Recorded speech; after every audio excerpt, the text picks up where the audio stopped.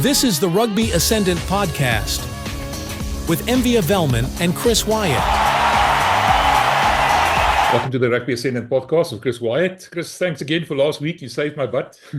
Sitting without power, and I was sitting with my hands in my ear, and I thought, gee, how am I going to get this out there? And you just, stepped up, and I really appreciate it. Just wanted to say thank you for that. No worries. Look, from the moment that we met at Loftus and you said, hey, I'd like to talk, I was like, oh, good God, what did I do now? You said you want to talk to me. And I was like, okay.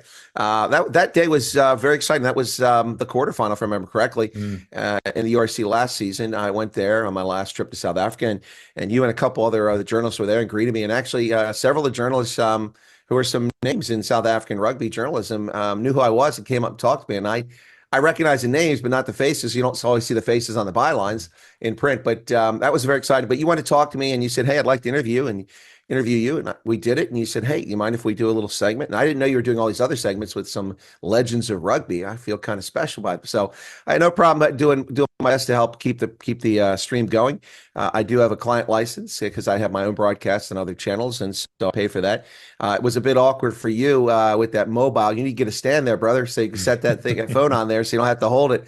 Get your big thumbs out of the way. But yeah, we live and learn. We'll improve that. So, next time I've got like today, right now, I've got my tripod that's in the boot of my car because I'm doing consulting, and I've got a little mini tripod so I can put it on the dash when I sit in my car because I have to broadcast from my car during my lunch break today for my news program. So yeah, you got to have those little tools of the trade. But anyway, it was, I think we had a good stream last week. I'm not sure the viewership. I didn't get a chance to look at it.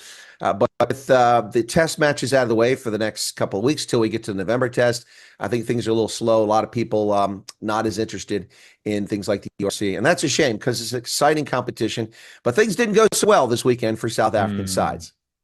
Well, firstly, I wanted to say about the URC, it's a marathon, it's not a sprint race. So nobody watches the start of the marathon, they watch the end. So as it starts getting along, people get more excited. But I know what you mean. People are just not tuning into the URC as much as they are or have been to the Springboks. Yeah, but let's talk about the games. Firstly, the Sharks.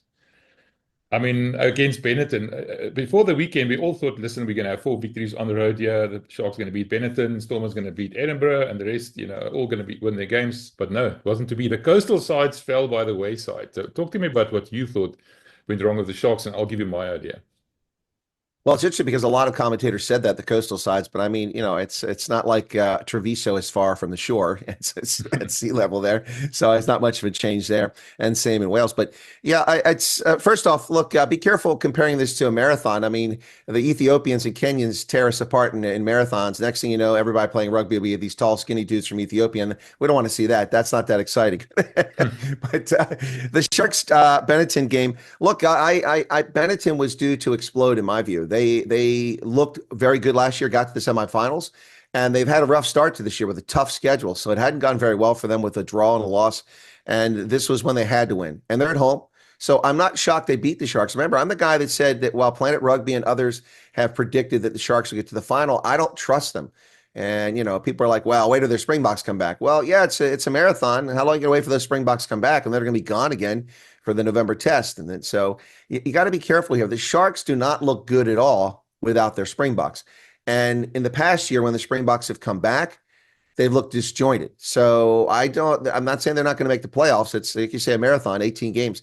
But I don't trust the Sharks on any given day. Even in Durban, I get a little bit nervous. But certainly on the road, I'm nervous about the Sharks. So I wasn't surprised. What I do have to say about this game is that Sia Masuku is really the real deal at fly half. I don't know. People are still questioning him, but I think he's really the real deal. He had a pretty darn good game. And he had a lot of carries in this game, which was interesting because I think he had to do it because his teammates weren't getting the job done. I wasn't really impressed by, let me look at my score sheet here, the performance of anyone in that game on the Shark side. But let me tell you, on the Benetton side, oh man, Reno Smith, he just put it to his old team, the Sharks. He was lights out. He was all over it. Great ball placement, great open field running, had himself where he needed to be, made some great tackles. Reno Smith was just amazing, I thought. Yeah, he paid back his ex-employers, showed them what they missed by letting him go.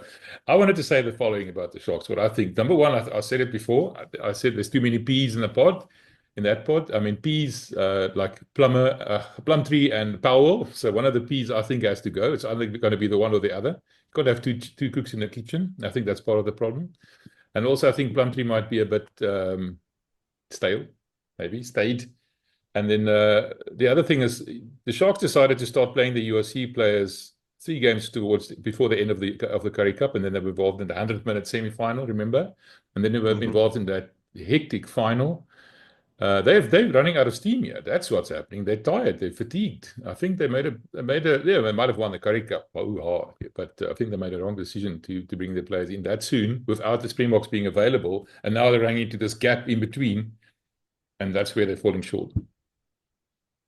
Well, I agree with you 100%. It shows that the Sharks, okay, to be fair to the Sharks, they do have a lot of players not available due to injury. And so I started to say they don't have much depth, but the depth has been eaten away by the injuries. But you've got to find a solution. You can't. The Stormers, we'll get to them in a moment, but the Stormers, I expected more out of the Stormers. I mean, I feared that they would do this, but I expected more because we saw a lot of young players being tested in Currie Cup, and I thought, hey, maybe bring some of them up for depth. But with the Sharks, they're just inconsistent, and they've got to become consistent. Last year, people got decided early this calendar year because they won the Challenge Cup.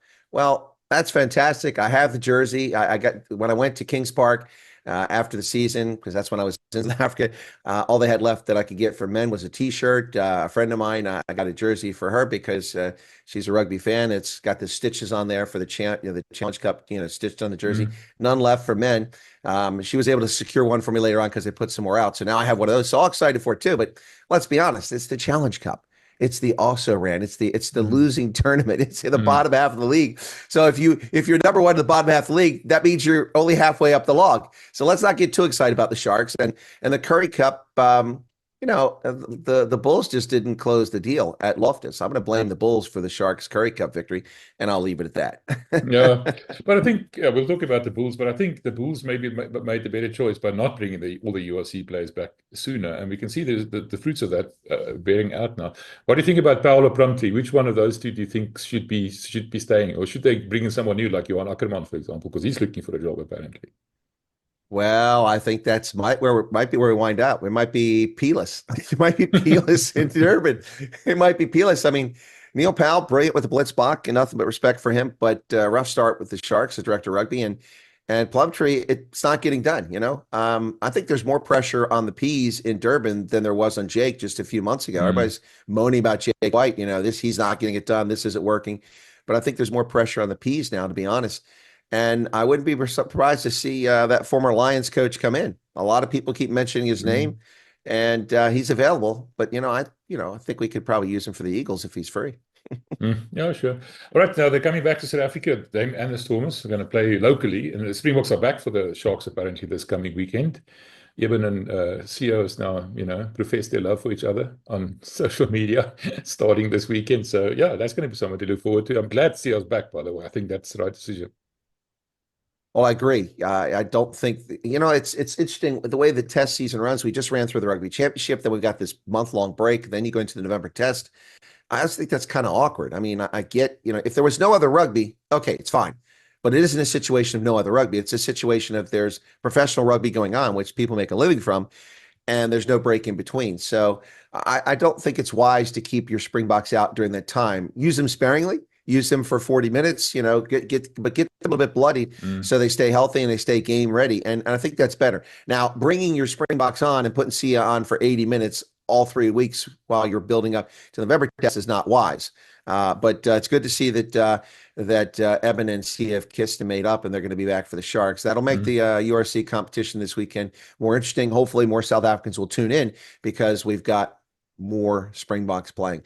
Yeah, but the Stormers definitely need some Springboks. Yeah, I was going to say, Sia and Eben, they've never had to make up. They've always been best of friends. I'm just happy they're back for Mauritius. All of the rugby players, all the Sharks, they've now decided to get off. No. Look, I haven't forgotten the little tongue-in-cheek jabs when Sia signed with Rossing. It's like the little fake disputes. So that's what I'm talking about, the kiss and make up. Yeah. Okay.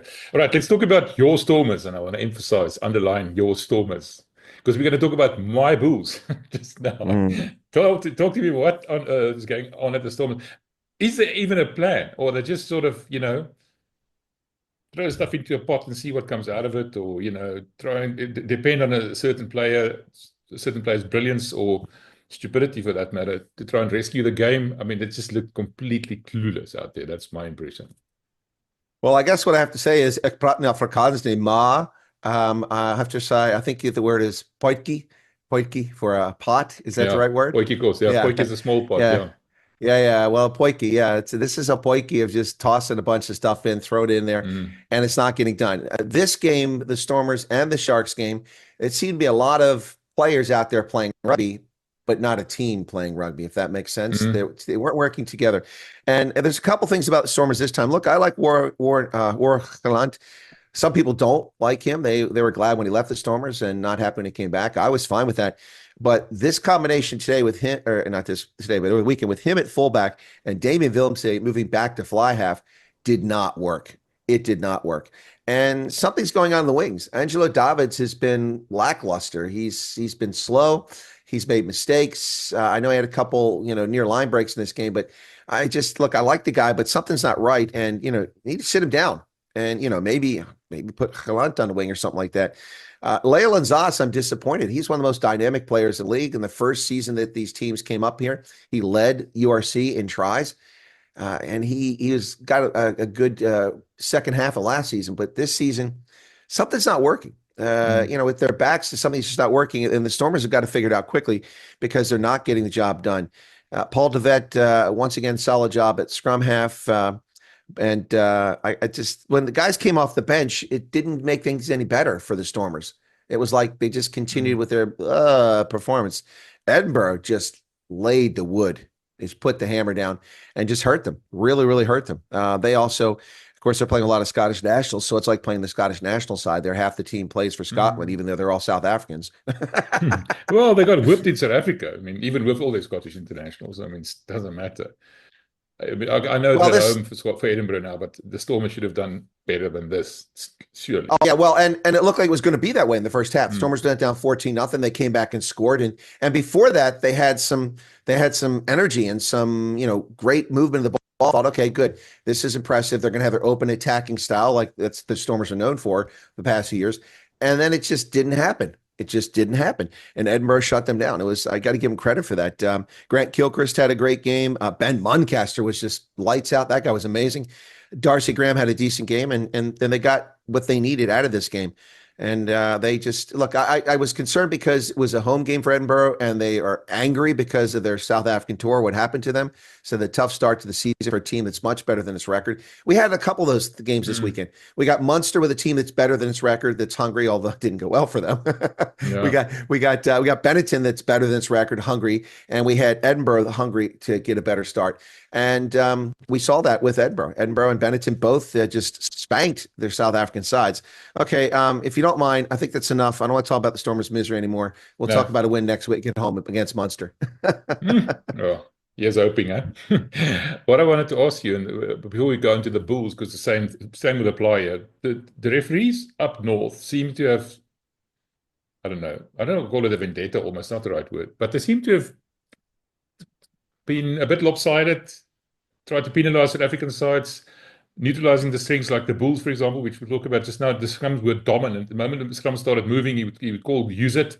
You mentioned Paul DeVet now. Before Paul DeVet even arrived, he would be called to say, told to use it. Same happened with Morne van den Berg in the Lions game. But the other side had all the time in the world to do whatever they wanted to. They can go mining for the ball if they wanted to. They were never blown up. Seems to be a bit of a, I don't know, I don't want to call it bias, but there's something going on there. What was your impression? Well, this is a recurring theme that my viewers have been complaining about since South African sides, the four replaced the Cheetahs and the Southern Kings. There's been a lot of my viewers moaning or bemoaning the fact, in their view, that the Northern Hemisphere officials are uneven when it comes to calling URC games. I would have to say that there's something to that. And this is not complaining about officials. It's a statement of fact. Just watch it. In this weekend, I noticed it particularly Paul DeVet, but especially with Morne van den Berg. Morne van den Berg hadn't even got to the ruck. The ruck had just formed. There's a player coming over, the second player, to form the ruck, and it's just getting set up. Then there's no counter ruck coming, and he's like, use it. I'm like, what? Filippo Rosso's like, use the. And so I noticed that, and I noticed it in the Paul DeVet game with the Stormers. And so I started counting when the ruck began to form. And it was easily the opposition, the Northern Hemisphere team, got twice as long, sometimes 3 times as long before anything was said, if anything was said at all on the occasion someone said. And then with the scrums, this is really starting to torque me up because the Bull scrum has been dominant the past 2 weeks and they're not getting rewarded for it. Now, I know they were home the previous week, but they're still not getting rewarded for the scrum, and there's something wrong there. World Rugby is always monkeying around with the laws, and the laws almost look, I'm not South African, so people can accuse me of being biased, and I am biased because I'm a Springboks fan. But if you're objective, and I feel that I'm objective, look at what's happening. World Rugby rules all seem to be designed to reduce the power and the advantage of South African rugby. It really does seem to be the case. And despite that, we still have winning teams. The Springboks, the under-20 teams, we still have the URC teams playing very well. But it's very unfair when you blow up the opposition scrum and time after time they're telling you to use the ball and you get no advantage from it. I mean, what's the point of a scrum then? What's the point of having that dominance in the game? It's just completely negated. It's just really irritating. So I think it's something to keep an eye on, and maybe for analysts to write stories about, World Rugby pay attention to. But we really can't blame the loss on that. The losses are teams not performing. So that's where I'll leave that. In the Bulls game, while we're talking about the ref, something that I noticed is that ref was completely intimidated or led on by the crowd. I mean, the tackle for David Creed, he let it go, and then the crowd started booing and talking, and then he went back and had a look. And you can see the same happened with in the World Cup in France, because the local crowd, even the Irish crowd, the officials seem to be a bit intimidated. And this guy specifically, he was led around by the nose by the crowd. I mean, David Creel, for example, I don't think that was a red card. I know the Bulls are appealing that now, because I don't think it was a red card either. A lot of those calls were made because of the pressure from the crowd, and a referee should be above that. That's a big, black mark against his name, if you ask me. I'd agree. The South Africa-Ireland game in Paris at the Stade de France that I attended during the World Cup, in my view, the official was affected by the crowd, particularly not calling, down there at the end, Bundi Aki for a side entry late when the Springboks should have scored late in that game, and then went up turning the ball over down there about 2 meters from the try line. That was unbelievable. But yeah, the officiating, that does seem to be a problem, and in this case, but you can't blame him. Like Egan Cross is an Irishman. He's in Welsh country. They don't want to go hunting in Welsh country. They come after the Irish. But seriously, yeah, the crowd shouldn't have an impact, and it certainly does seem to be the case sometimes. I mean, that's the whole purpose of why we have officials that aren't from the country, the game they're calling. But in URC, we seem to have the situation where I think they're doing a good job matching up countrymen for TMO and on-field officials. So there's, like the Italians match up so that if they have to, they can speak in Italian, not to confuse us, but to make sure they're straight. Mm-hmm. And then it just works. Two Welshmen, 2 Scots, 2 Irishmen, 2 South Africans. And then the other officials in these cases have been local for either Italy or Ireland or Wales. I think that works pretty well. But yeah, I think the officials at times seem to be getting intimidated or affected by the crowd. They get into it from a crowd perspective, and you got to be totally neutral. I mean, look, if you're an official out there, it's perfectly fine for 70,000 people to be booing you. It's okay. Yeah. It means you might be doing your job. I agree.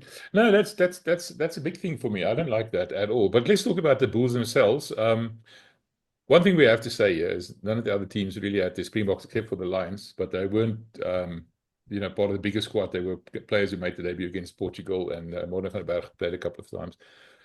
What I'm saying is the more junior Springboks, the Bulls got their serious artillery back, and you could clearly see it. But what I liked about the Bulls is the fact that the defense has definitely stepped up, especially in those first 20 minutes. The counter-attack was very good.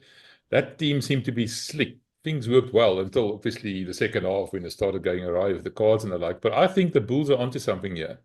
To me, they're definitely the form team of the South Africans, and they're definitely a part of the top 2 or 3 teams in the competition so far. What's your thoughts? I agree with that. Like I said, I think the Sharks are suspect, and I think that was proven this weekend. I know people are going to say, well, they're on the road, but, we'll see. I think the Bulls are the real deal. I also think the Lions are the real deal. We're going to get to the Lions here shortly. And I think actually the Lions are better than the Bulls at this stage, and they're proving it on the pitch. We'll see if they can continue with it. But I agree with you. The artillery, the heavy, the G5s, G6s came out for the Bulls this weekend. Listen, I'm a huge fan of Willie Leroux, but I'm also going to criticize him when he does dumb things. He was great and boneheaded at times in this game. Had some brilliant plays in this game, some brilliant offloads. He kicked the ball, put it in the right spot. However, he also had his brain dead forward pass on a couple occasions, which are just obvious. And he always looks like, no way, that's not a forward pass. Like, dude, it's like 6 meters forward. you look like you're in the NFL, But Villy had a good game, but he had a few bad moments there. I thought Sebastian de Klerk really stepped up in this game. Kane and Moody seemed to be non-existent for me in this game. I don't know where he was at.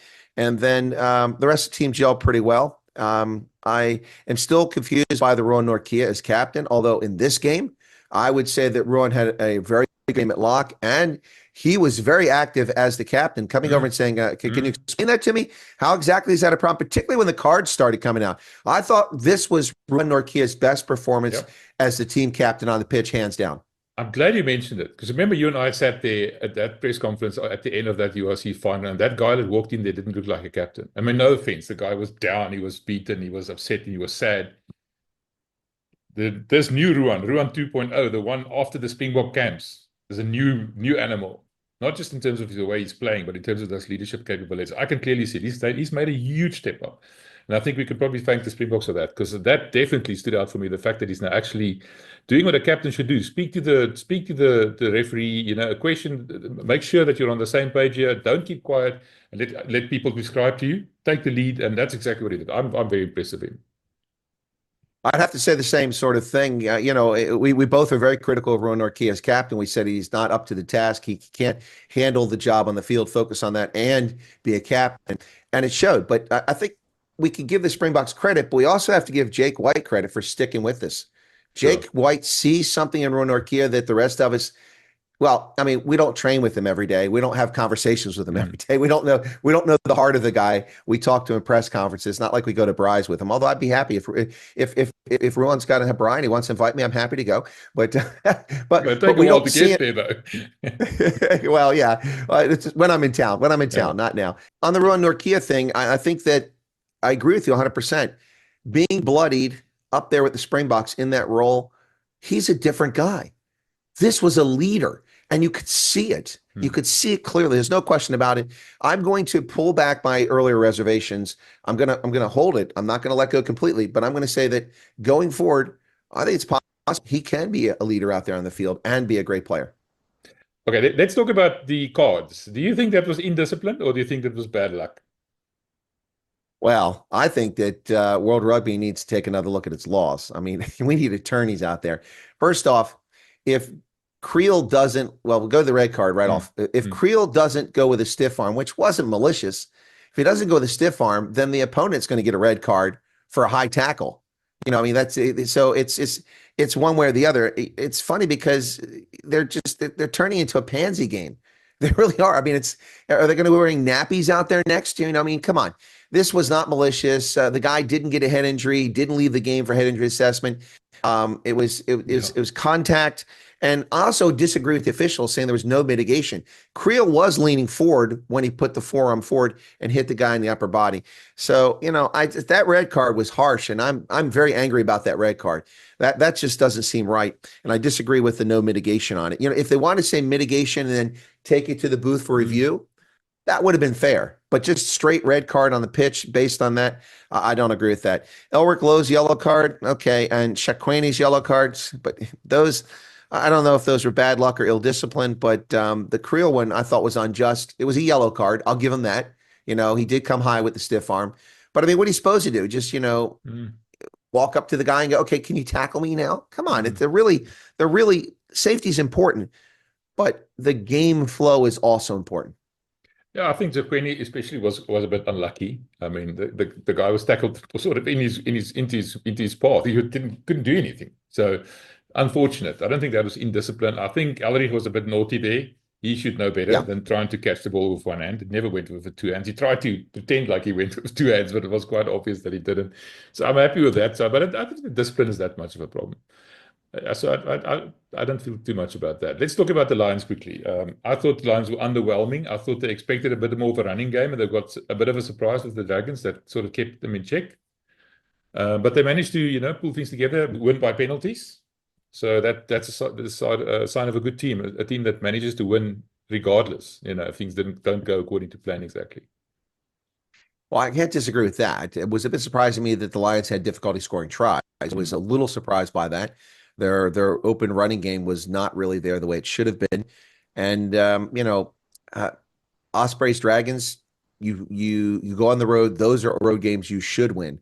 Sharks, Stormers. Yeah, sure. Those are games, maybe not the Benetton game, but Ospreys and Dragons, those are games that you have to win on the road. And I was a little disappointed in the performance Lions as well. But there were a few standout players for the Lions. In particular, I thought Morné van den Berg was just sublime. Did a great job handling it. Even though he was getting yacked at all the time to use it, it didn't affect his game, and his box kicks were good. His distribution was really good. And I've a few years ago, people kept telling me Morné van den Berg is a terrible scrum half. I'm like, no, he's not. The guy's good. He'll get better. No, people told me that. He told me that. I said, no, he's good. He'll get better. But in this game, I also thought that Eric Cronje was just really good in this game. He was all over the place, making tackles, great passes. The problem with the Lions is that they did have some open field stuff and some line breaks, but then they fumbled it every time. They'd forward pass, they knock it on at a critical point when they should have been getting something done. The Franco Moret yellow card was unfortunate. Is that the one where I'm trying to remember if he's the one where he kicked the ball? Yeah. That's stupid. I didn't see it in real time. So I'm like, yellow card for what? Did I miss something away from the ball? And then they showed the replay. I'm like, oh yeah, that's a good catch. That is beyond obvious. Naughty. That's right. That's definitely a sin bin penalty right there. Yeah. He got what he deserved. Fortunately, it didn't kill the Lions, but I think they gave up a try while he was out. So that was definitely naughty. I'm a little curious about the Lions. Henku van Wyk, when he came on, had a great impact. But I'm not seeing much out of Marius Lowe. I was a little disappointed. And Renzo du Plessis, who was brilliant in the Curry Cup. What is going on with the Lions? Why do they bring him on with less than 15 minutes in every game? Renzo du Plessis, in my view, needs to get more time, maybe even start. I'm not sure what the Lions are up to there. It's not like he's a Springbok call-up. So I don't know. I was really impressed by Renzo. Managing depth, because they're going to run out of players. They don't have that much depth, so they have to make sure that they sort of massage them through until, that's the biggest challenge the Lions are facing, depth. All right, well, I'll buy that, but I'm telling you, as a paying customer, I want to see more Renzo du Plessis. Yeah, I agree. He was brilliant. Jeez, that guy was good in the Curry Cup. He was outstanding. He was outstanding. I agree with you. Yeah. For the Dragons, actually, my man of the match candidate was Tane Basham. He was incredible, and not just because he had a brace of tries, but the guy was everywhere. He was doing everything. He was on the wing. He was in the middle. He was moving down, making great tackles. I thought he was great. Harry Ketty was good early on, but he kind of faded in that game. But I thought that he was really good. And Roger Williams at scrum half, I think, did a good job for the Dragons for a good part of the game. So the Lions did what they had to, and that's what a good team does. They won on the road, but not a bonus point. It moves them up to third on the log on a point differential ahead of the Bulls. But, it's early season, like we said. There's only 3 teams left undefeated in URC. Those 3 teams are Leinster, the class of the league as usual, the Bulls, and the Lions. So there you go. But the Bulls and Lions play 1 game less. So we'll see this weekend. I was surprised to see the Lions above the Bulls. Feels a bit odd to me. But anyway, that's just me. Well, if you're surprised to see the Lions above the Bulls, imagine my shock seeing the Stormers at the bottom of the log. Yet again. Ooh, that hurts. Oh, gosh. Yet again at the start of a season. Oh, gosh. Sorry. Last season, they won the first 2 games, and then they dropped 4 straight. And that just did. Yeah. So I hope we're not headed that direction again this year. Yeah, but like I said, it's a marathon. It's not a sprint. It's not over until it's over. They started the same way 2 years ago when they won the tournament. So you never know. This is the Rugby Ascendant Podcast with Envia Velman and Chris Wyatt.